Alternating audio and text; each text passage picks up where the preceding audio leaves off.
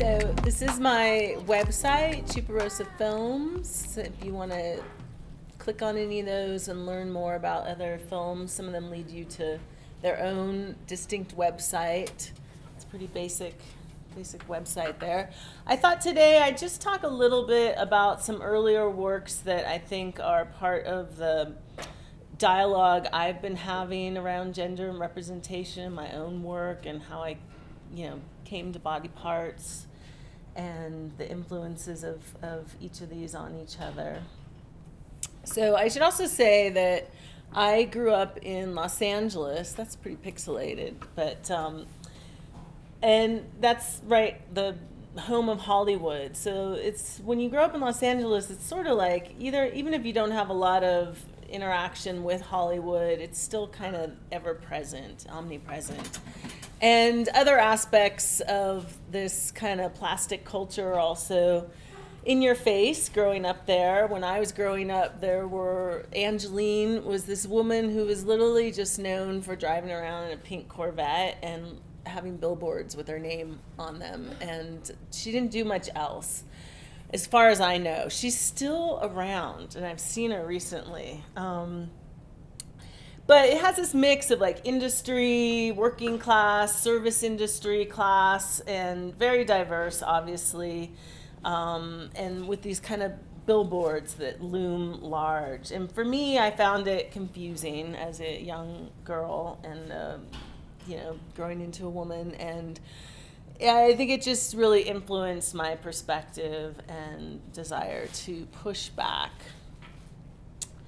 I eventually went to film school. I got my MFA at San Francisco State University, and I didn't really know if it was a good place to go because you can kind of just play in different spaces, documentary, experimental, narrative, and I didn't really know what I wanted to do at that point. But I made this one film that ended up being an experimental film, and it was influenced by going to see Lost Highway with my girlfriend and being really excited about David Lynch and like his technique and being, his avant-garde-ness, and still seeing like when it came to a lot of the female characters, they were just as thin and cardboard, especially back then, as any, Baywatch.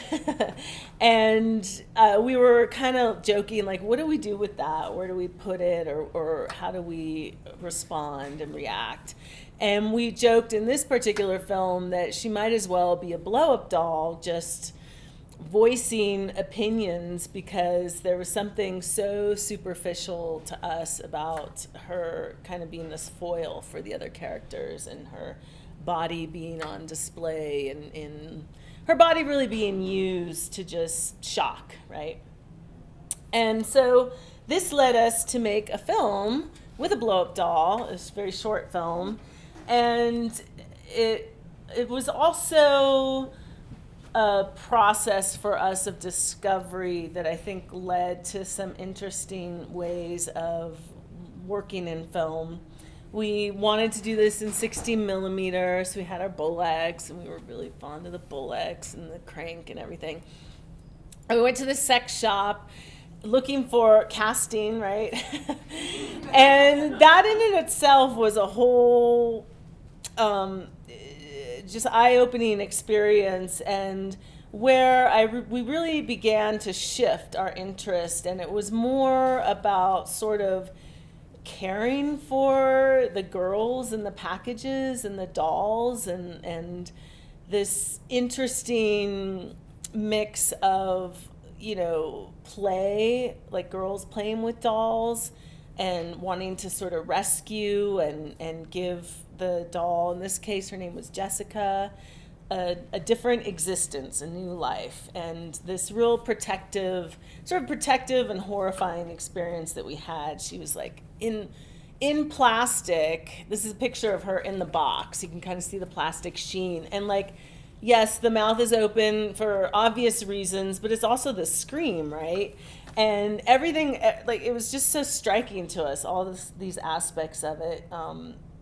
And she's kind of suffocating in this plastic space. So that really changed what we wanted to do, and we just wanted to kind of animate this blow-up doll. So I made some films. I had my little kid, and it was when she was pretty young and I was fairly housebound that I started working on this film called What Happened to Her, which Body Parts, as I mentioned, is a pretty direct continuation of those themes. And it had been for years that I've been kind of ticking off images of dead women that I'd seen in film and television in my, like off in my head, like there's another one, there goes another one. And David Lynch again, figuring largely in that narrative that I was creating.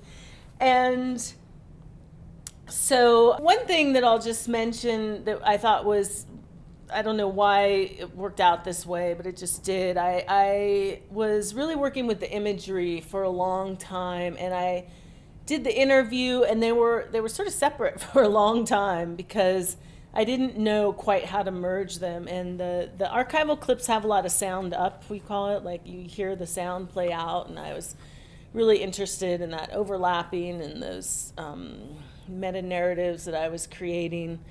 And it was the slow process of having to figure out how to have them come together. I had the interview more or less edited down, and I had the picture edited down. And I don't, I think that was just the way I needed to work at that time.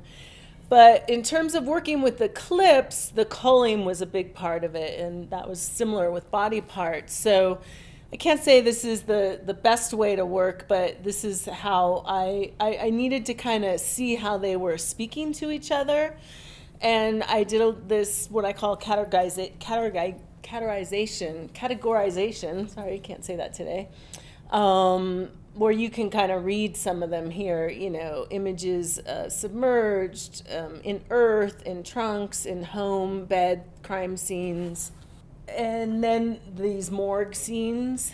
I originally hadn't looked at the procedurals. I'm not a huge fan of procedural television. I know some people are really cuckoo for it, but I was a little unfamiliar with it. And what I found, it had a slightly different agenda than how films were using images of dead women. In the procedurals, what I thought was fascinating, this is kind of a side note, was that you really have, dead men and dead women fairly regularly. Like, it's not that extremely different in terms of the numbers, but the way in which you see those dead images was really strikingly different. You would spend, 5 seconds on a dead man, if that, and then with dead women, it was this kind of fetishization and languishing over the imagery and really this obsession. So that brings us to Body Parts, which I've talked about already last night. I think most people, maybe a couple people haven't seen it. So it looks at the making of Hollywood sex scenes, taking us through the Time's Up, Me Too movements, and sheds light on the filmmaking process in regard to the making of these scenes and exploring kind of the toll and the labor behind it, the toll of the people in the scenes, the labor behind that, and also asks, is there a toll on the audience?